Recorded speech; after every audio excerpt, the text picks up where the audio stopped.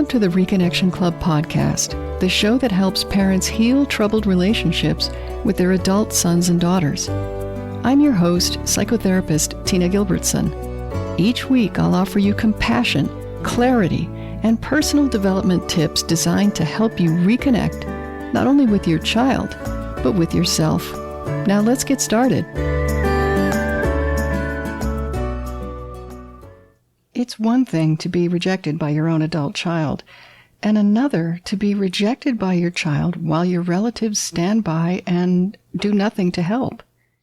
This is a complaint I hear sometimes from members of the Reconnection Club. They ask, why won't my fill-in-the-blank sister, brother, spouse, other children, parents, etc., do something about this? It feels as though the family member is in a position to advocate for reconciliation, but simply isn't doing that. It could also be a family friend, by the way, or anyone else who knows you both and has some influence with your child. But the fact is that this person seems to be standing around, communing with your child while your child is estranged from you. And for many parents, that really adds insult to injury. And they're bewildered by it, not to mention annoyed. So let's look at why someone who is supposed to care about you would wantonly stay in contact with an adult child who's cut you off and hurt you deeply in doing so. And later, I'll have some suggestions for you if this describes your situation. First, why do other relatives not try to help? Well, I can think of 5 potential reasons why this might be the case. The first would be that their own relationship might be placed in jeopardy if they tried. Maybe they've already tried to advocate for you and it didn't go well and they almost got shut out themselves. This is often true for the spouse of a rejected parent. Sometimes the estranged adult child doesn't want to talk to anyone who's going to put pressure on them to reconcile, or who even mentions the rejected parent. So the person in question may just not have enough leverage in their relationship to risk it. And maybe they believe, as I do, that anyone in the family having contact with your child is better than no one in the family being in contact. Estrangement isn't solved by more estrangement. The second reason I can think of why someone might not help, and please hold this one loosely. Your relative or friend might be enjoying the privilege of being the only person your child talks to. I don't think this is any kind of motivator in most cases. But there are all kinds of people in the world, and there are some who would disregard the feelings of a family member as long as their own emotional needs were getting met. If someone really needs to feel special, then this could, I suppose, be one way of making that happen. However, I am going to assert that those people are in the minority, and there is some evidence for that assertion. There's a fairly recent preliminary study that found that family members often felt uncomfortable being caught in the middle between a parent and an estranged adult child. I'll link to that study in the show notes. But if someone appears to be rubbing your face in the fact that they're in touch with your child, please ask yourself whether that person truly understands the level of pain you're in about the estrangement. People who haven't been in your shoes may really not get that showing you pictures of your child having fun with them might be painful for you. So you need to be clear with them that seeing or hearing stuff like that actually hurts you. You can be polite and calm about it. Assume they don't know any better and just inform them so they have the information. Remember Hanlon's razor from episode 27?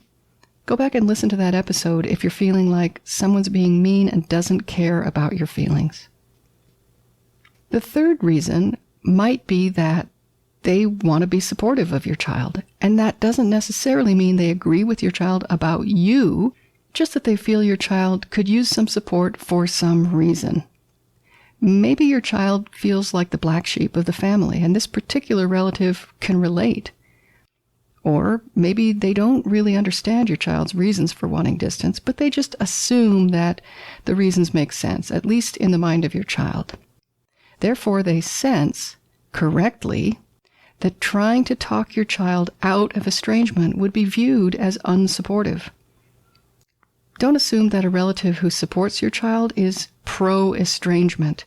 They may simply be choosing to be supportive rather than not supportive. A fourth reason might be that it only appears that they're not trying to help. You see them getting together with your child and assume that they're wholeheartedly behind your child's estrangement from you. But unbeknownst to you, they may be taking every possible opportunity to make your case. They might have to be subtle about it, and it may take time for their influence to have an effect. They may very well realize that if your child feels comfortable with them, they can be helpful in facilitating reconnection with you when the time is right. So don't assume that just because someone is in regular contact with your estranged child, they're not an advocate for you.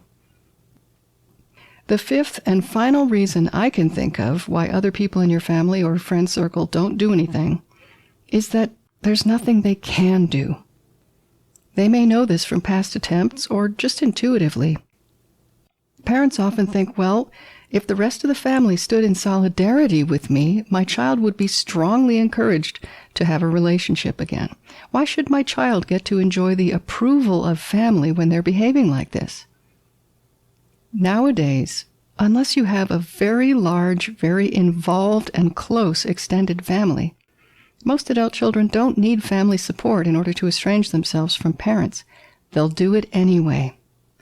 And while they're estranged from you, if they can't hang out with Uncle Pete or Cousin Linnell, they'll hang out with someone else. Maybe someone who's estranged from their own family. They're not hard to find. So even though it may seem like a bit of tough love from other family members could change your child's mind, chances are it won't do any good. And even if your child were forced back into the fold by that kind of pressure, in the long run, unless the causes of the estrangement are effectively addressed by the parent, it doesn't stick. And the pressure may do further damage to family ties.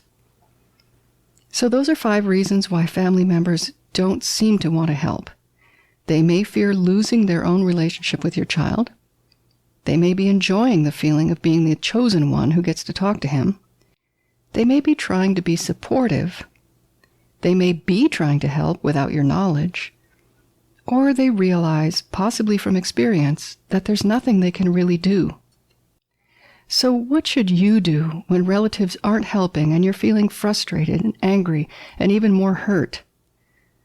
First, recognize that as long as one of your relatives is in touch with your child, you have a bridge to them.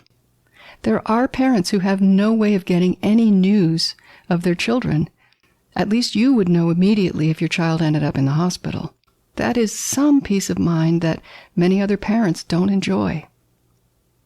And secondly, always, always speak respectfully when you speak about your child with other family members, especially but not only with those people she talks to. Speak about her with compassion, empathy, and understanding. Imagine you're a politician who's campaigning for office. Stay on message. If you need to vent about your child's behavior, that's okay. Do it with a friend or your therapist. Whenever you talk with family, express only affection when speaking about your child. If you're consistently respectful and affectionate every time you talk about her, your relatives may feel compelled to mention this to her. Especially if your child says something to them like, "My parent is so disrespectful." They'll be like, "Nuh-uh." You will have advocates if you've been consistent in your message of compassion and understanding. For more tips on how to manage family relationships during estrangement from an adult child, join us inside the Reconnection Club, where parents develop skills for repair and renewal of their most important relationships. Until next time, remember that you are a loving, lovable, and still growing human being. So please, take good care of yourself. Bye for now. If you've enjoyed this episode of the Reconnection Club podcast, I invite you to check out reconnectionclub.com. The Reconnection Club is for parents at any stage of estrangement from their adult, child, or children. So whether you've just realized there's trouble between you, you've been living with estrangement for years, or you're newly reconciled but still walking on eggshells, the Reconnection Club is your essential resource for information, support, and continued personal growth. With our courses and workshops, expert interviews, monthly Q&A calls, and a friendly, active community, the Reconnection Club is a wonderful place to be for anyone suffering the pain of estrangement from an adult, child, or children. So check it out at reconnectionclub.com.